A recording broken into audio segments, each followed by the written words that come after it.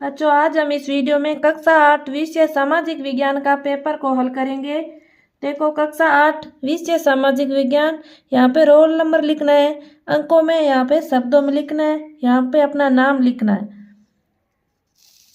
प्रश्न नंबर 1 है, भारत का अंतिम व्यवसाय था, तो यहाँ है लॉर्ड माउंटेन, तो इसमें ब नंबर होगा 2।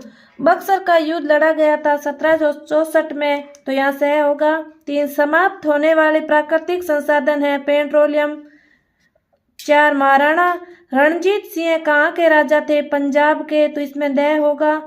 5। पृथ्वी का वह भाग जहाँ जीव पाए जाते हैं जैव मंडल, तो इसमें स नंबर होगा। 6। बिरसा राज का प्रतीक था, तो सफेद झंडा, तो इसमें स होगा। देखो, प्रश्न संख्या 7 से 10 तक प्रत्येक प्रश्न संख्या का नंबर 1 होगा। रिक्त स्थानों की पूर्ति करो। 7। महात्मा गांधी के अनुसार शिक्षा केवल भारतीय भाषाओं में दी जानी चाहिए, तो इसमें होगा महात्मा गांधी, या महात्मा गांधी भर लेना है। 8। कानून की नज़र में सभी लोग हैं समान, या समान होगा। 9। हमारे देश में का शासन चलता है, कानून का शासन चलता है, तो इसमें कानून होगा। 10। बाजार में हर जगह लोगों के शोषण की संभावना बनी रहती है, तो यहाँ शोषण रिक्त स्थान में भर लेना है। बच्चों, पेपर को रट लेना है, यही पेपर आएगा। 11। शिक्षा के क्षेत्र की किन्हीं 2 योजनाओं के नाम लिखिए। 1। निःशुल्क शिक्षा, 2। सार्वजनिक पुस्तकालय। 12। परिवहन किसे कहते हैं? तो देखो, परिवहन वस्तुओं तथा यात्रियों को एक स्थान से दूसरे स्थान तक ले जाने की प्रक्रिया को परिवहन कहते हैं। प्रश्न नंबर 13। जनसंख्या घनत्व से क्या आशय है? किसी भौगोलिक क्षेत्र में रहने वाले लोगों की संख्या को जनसंख्या घनत्व कहते हैं। 4। किन्हीं 2 वन आधारित उद्योगों के नाम लिखिए। फर्नीचर उद्योग, कागज उद्योग। प्रश्न नंबर 15 है, वर्षा जल संग्रहण किसे कहते हैं? वर्षा जल को इकट्ठा करना या भंडारण करना वर्षा जल संग्रहण कहलाता है। प्रश्न संख्या 16 से 20 तक प्रत्येक प्रश्न 3 नंबर का होगा। देखो, 16 नंबर, आदिवासी कौन होते हैं? तो अच्छी राइटिंग में करना है, ये 3 नंबर का एक प्रश्न है। आदिवासी ऐसे समुदाय हैं जो जंगलों के साथ जीते आए हैं और आज भी उसी तरह जी रहे हैं। आदिवासी शब्द का अर्थ है मूल निवासी। 17। स्वतंत्र न्यायपालिका से क्या आशय है? तो इसका उत्तर होगा, स्वतंत्र न्यायपालिका से यह आशय है कि न्यायपालिका कार्यपालिका तथा विधान पालिका के देख से स्वतंत्र है। प्रश्न नंबर 18 है, संवैधानिक उपचारों का अधिकार को स्पष्ट कीजिए। यदि किसी नागरिक को लगता है कि राज्य द्वारा उसके किसी मौलिक अधिकार का उल्लंघन हुआ है, तो इस अधिकार का सहारा लेकर वह अदालत में जा सकता है। यह था प्रश्न नंबर 18। प्रश्न नंबर 19 है, रौलट कानून क्या था? रौलट एक्ट, इस कानून के अनुसार किसी भी भारतीय को अदालत में बिना मुकदमा चलाए उसे जेल में बंद किया जा सकता था। प्रश्न 20 है, सड़क पार करते समय किन किन बातों का ध्यान रखना चाहिए? 1। सड़क पर चलते समय हमेशा बाईं ओर चलना चाहिए। 2। यातायात के नियमों का पालन करना चाहिए। 3। सड़क पार करते समय जेब्रा क्रॉसिंग का उपयोग करना चाहिए। बच्चों, अच्छी तरह याद कर लेना है। प्रश्न संख्या 21 से 26 तक प्रत्येक प्रश्न 4 नंबर का होगा। तो यहाँ देखो, प्रश्न नंबर 4 नंबर का होगा प्रत्येक प्रश्न। 21। रामकृष्ण मिशन की स्थापना किसने की थी? यह किस बात पर जोर देता था? रामकृष्ण मिशन की स्थापना स्वामी विवेकानंद ने की थी। यह मिशन समाज सेवा और निस्वार्थ श्रम के जरिए मुक्ति के लक्ष्य पर जोर देता था। 22। सिपाहियों का एक नए कारतूसों पर ऐतराज क्यों था? बंदूक में कारतूस लगाने के लिए उसके ऊपर लगी एक पट्टी को दांत से काटना पड़ता था। ऐसी खबर थी कि उस पट्टी को बनाने में गाय या सूअर की चर्बी का इस्तेमाल किया जाता था। इससे हिंदू व मुसलमान सिपाहियों की धार्मिक भावनाओं को ठेस पहुंचती थी। अंततः उन्हें कारतूसों पर एतराज था। प्रश्न नंबर 23 है, स्थायी बंदोबस्त पर टिप्पणी लिखिए। स्थायी बंदोबस्त में जमींदारों द्वारा चुकाई जाने वाली राशि स्थायी रूप से तय कर दी गई थी। जो जमींदार राजस्व चुकाने में विफल रहता था, उसकी जिम्मेदारी छीन ली जाती थी।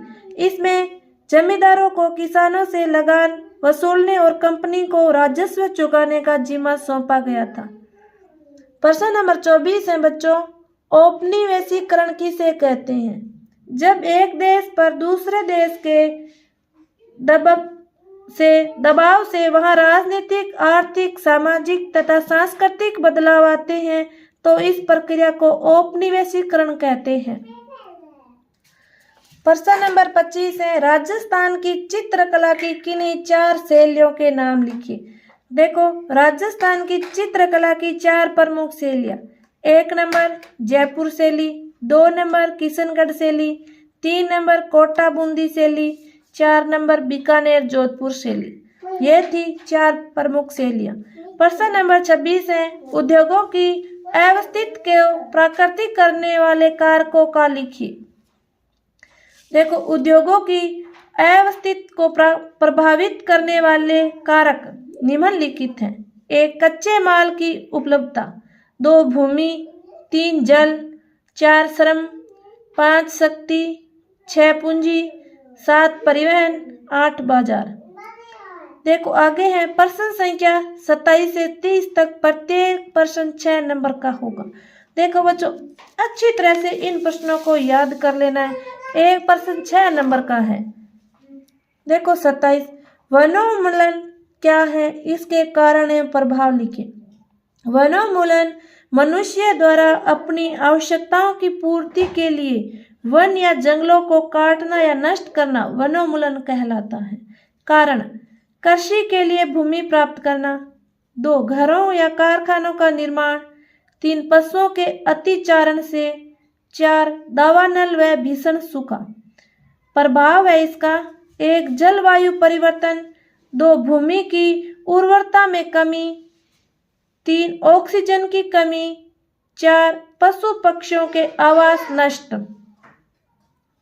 प्रश्न नंबर 28 है, 1857 की क्रांति के कारण तथा परिणाम लिखिए। तो यहाँ पहले ऐसे लिखना है, 1857 की क्रांति के कारण। 1 अंग्रेजों का भारतीयों से घृणा करना, 2 भारतीय सिपाहियों का कम वेतन तथा धार्मिक भावनाओं व आस्था पर ठेस पहुंचाना, 3 राजा तथा नवाबों की सत्ता छीनना, 4 भारी भरकम लगाना।